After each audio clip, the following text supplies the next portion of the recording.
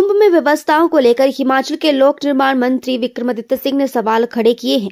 उन्होंने कहा कि कुछ दिन पहले ही कुंभ में स्नान करने गए थे, लेकिन वहां पर किए इंतजामात जैसी समस्या से लोग परेशान हैं।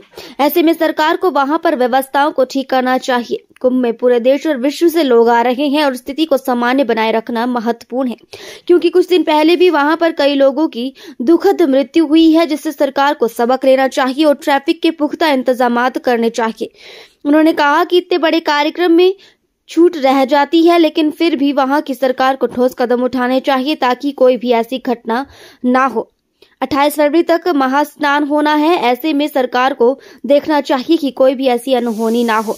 दिल्ली चुनाव को लेकर विक्रमादित्य सिंह ने कहा कि भाजपा को बहुमत मिला है। दिल्ली में भाजपा और आप में ही सीधा मुकाबला था और कहीं न कहीं भाजपा इसमें अपना नैरेटिव सेट करने में सफल रही। वहीं उन्होंने कहा कि दिल्ली में कांग्रेस का प्रदर्शन निराशाजनक रहा है। कांग्रेस हाईकमान इसको लेकर मंथन कर रही है।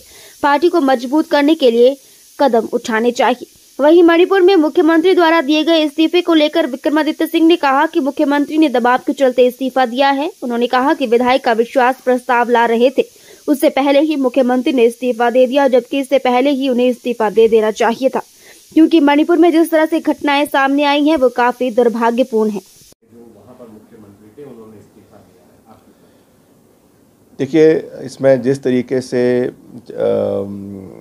माननीय हाई कोर्ट ने, माननीय सुप्रीम कोर्ट ने इसका संज्ञान लिया है और अभी इसमें जो हाउस में, वहाँ के विधानसभा में ट्रस्ट वोट से पहले मुख्यमंत्री ने वहाँ पे इस्तीफ़ा दिया है, बढ़ते प्रेशर की वजह से इस्तीफ़ा दिया है, तो ये मैं समझता हूँ कि कहीं ना कहीं जिस तरीके की इंटरनल कॉन्फ्लिक्ट्स वहाँ पे चल रहे थे, जो वहाँ के वेरियस क्लैन्स है, कुकी क्लैन है और जो दूसरा मैतेई और कुकी क्लैन है, उनकी जो इंटरनल राइवलरीज थी और कम्युनल जो डिसहार्मनी थी, उसकी वजह से ये सब चीज़ें चल रही थी, बड़े लंबे समय से चल रही थी और इसको भाजपा ने पूरी तरीके से दबाने की कोशिश करी।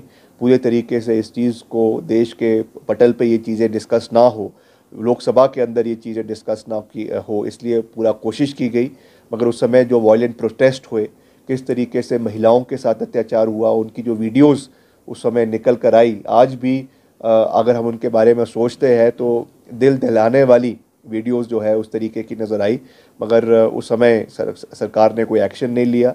आज मुख्यमंत्री जी ने वहाँ पे इस्तीफ़ा दिया है, वो स्वागत योग्य है, मगर मैं समझूंगा कि it is too little and too late जो है ये कार्रवाई हुई है, क्योंकि जब समय पे कार्रवाई नहीं होती और समय के ऊपर जस्टिस नहीं मिलता तो लोगों को विश्वास जो है वो न्याय प्रक्रिया में और जो सिस्टम में, एडमिनिस्ट्रेशन में, वो ख़त्म हो जाता है। तो उस दृष्टि से मैं समझता हूँ कि हुआ है, मगर बहुत देर बाद हुआ है और बहुत कम हुआ है। सर, ये भी कहा जा रहा है कि यहाँ पर जनहित भाजपा ने नहीं देखा, यहाँ पर ये देखा गया कि सरकार जब हिलने लगी, क्योंकि कांग्रेस ने भी अविश्वास प्रस्ताव लाना था, तो इसी के चलते जो है ये इस्तीफा हुआ। निश्चित तौर से, क्योंकि अभी अविश्वास प्रस्ताव के कुछ ही घंटे पहले मुख्यमंत्री राज्यपाल जी से मिले और उन्होंने अपना इस्तीफे की पेशकश करी है, तो ये तो साफ रूप से दिखता है कि राजनीतिक प्रेशर के अंडर ये कार्य किया गया है। मगर जैसा मैंने कहा कि कुछ मॉरल रिस्पॉन्सिबिलिटी होनी चाहिए। जिस तरीके से खास करके महिलाओं के साथ वहाँ पे जो दुष्कर्म हुआ, जिस तरीके की घटनाएं घटी, that was for everybody to सी। पूरे देश ने, पूरे विश्व ने वो वीडियोस देखी और क्या वहाँ पे जो क्रम हुआ है वो हमारे लिए शर्मनाक है। मगर फिर भी इतना लंबा समय उसके बाद उन्होंने कोई कार्रवाई नहीं करी। जो भी इसमें परपेट्रेटर्स थे, सो कॉल्ड, जिन्होंने ये चीज़ें करी है, क्या उनके ऊपर कोई कार्रवाई सरकार ने करी है? कुछ तो उसमें से सरकार के ही दूत थे जिन्होंने ये काम किया। वर दे ब्रॉट टू जस्टिस? क्या उन लोगों को अरेस्ट किया गया? क्या उनके ऊपर केसेस किए गए? तो ये सब प्रश्न भी अभी भी उतने ही वैलिड है जितने आज से कुछ साल पहले जबकि ये घटनाएं हैं। ये वहाँ पे भारतीय जनता पार्टी को क्लियर मत मिला है, उसके लिए डेमोक्रेसी है, लोकतंत्र है, और जिनको क्लियर मत मिला है उनको हमें स्वीकार भी करना है, उन्हें शुभकामनाएं भी देनी है। और जहाँ तक इसमें मेन कॉन्टेस्ट था, ये हम सब जानते हैं कि मेन कॉन्टेस्ट जो था वो भारतीय जनता पार्टी और आम आदमी सरकार, आम आदमी पार्टी जिनकी सरकार वहाँ पे पिछले 10 साल से थी, उनके बीच में था। और उसमें कहीं ना कहीं भारतीय जनता पार्टी अपना नैरेटिव दिल्ली में सेट करने में कामयाब हुई है। बहुत से मुद्दे वहाँ पे रहे, चाहे पोल्यूशन है, चाहे गंगा को साफ़ करने, यमुना को साफ़ करने की बात है, एयर क्वालिटी जो वहाँ पे इंडेक्स है जिस तरीके से वो बिगड़ रहा है, इन सब चीज़ों की बात की, डबल इंजन सरकार की बात की। मगर हमको ये भी देखना है, और ये एक फैक्ट है, और ये चीज़ आज केवल दिल्ली के परिप्रेक्ष्य में नहीं मगर पूरे देश के परिप्रेक्ष्य में देखी जा रही है कि जहाँ पर भी ऑपोजिशन की सरकारें हैं वहाँ पर एक कैलकुलेटेड तरीके से, एक सिस्टमैटिक तरीके से केंद्र सरकार वहाँ पे जो है वर्किंग को रोकने के लिए, चाहे वो फंड्स के फ्लो की बात है, चाहे वो ग्रांटेड एड्स की बात है, चाहे वो किसी भी तरीके से जो केंद्र से सहयोग किसी भी राज्य को मिलता है उसको दबाने की बात है, उस चीज़ को करते हैं और फिर उसके बाद जो है उसके कैपिटल डिविडेंड्स आने वाले समय में लिए जाते हैं।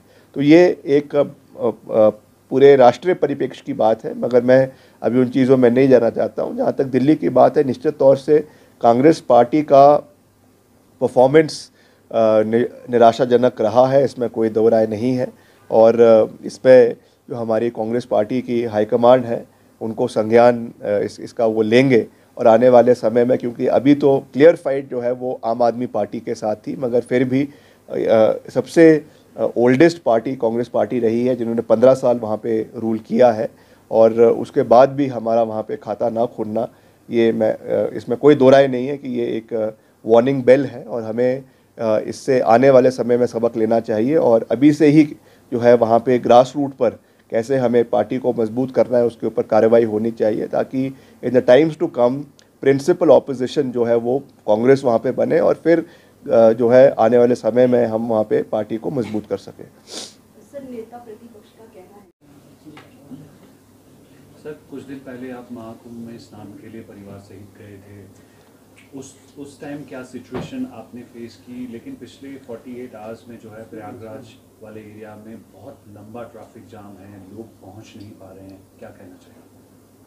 देखिए, मैं व्यक्तिगत रूप से वहाँ पे गया था और कुंभ में स्नान करने का मुझे मौका मिला, उसके लिए मैं अपने को सौभाग्यशाली मानता हूँ।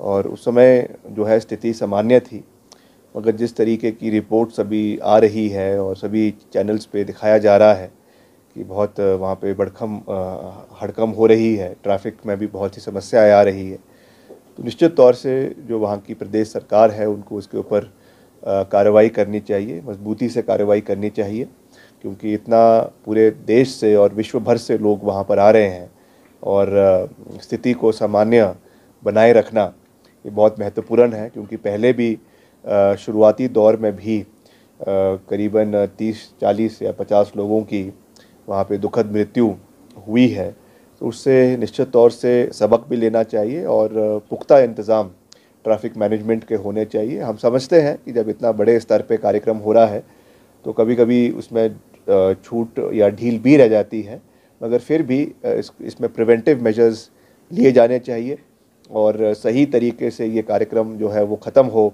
क्योंकि 28 फरवरी तक इसका जो है वो शुभ दिन माना जा रहा है। 27-28 तक जब इसमें आखिरी महास्नान जिस दिन होगा, तो उस दिन तक सरकार को पूरा प्रयास करना चाहिए कि इस तरीके की कोई भी अनहोनी घटना वहाँ पे ना घटे, और जितने भी लोग आ रहे हैं उनको एक समान तरीके से, चाहे ट्रैफिक मैनेजमेंट की बात है, चाहे वहाँ पे किश्तियों की बात है, चाहे रहने की सुविधा की बात है, हर तरीके से लोगों को, श्रद्धालुओं को सुविधा मिले। क्योंकि उसमें हिमाचल के भी बहुत से लोग वहाँ पे गए हैं, तो हिमाचल के लोगों के लिए ख़ास रूप से हमारा एक जो है वो उनके लिए कंसर्न है कि उनको कुछ वो सुरक्षित वापस आए।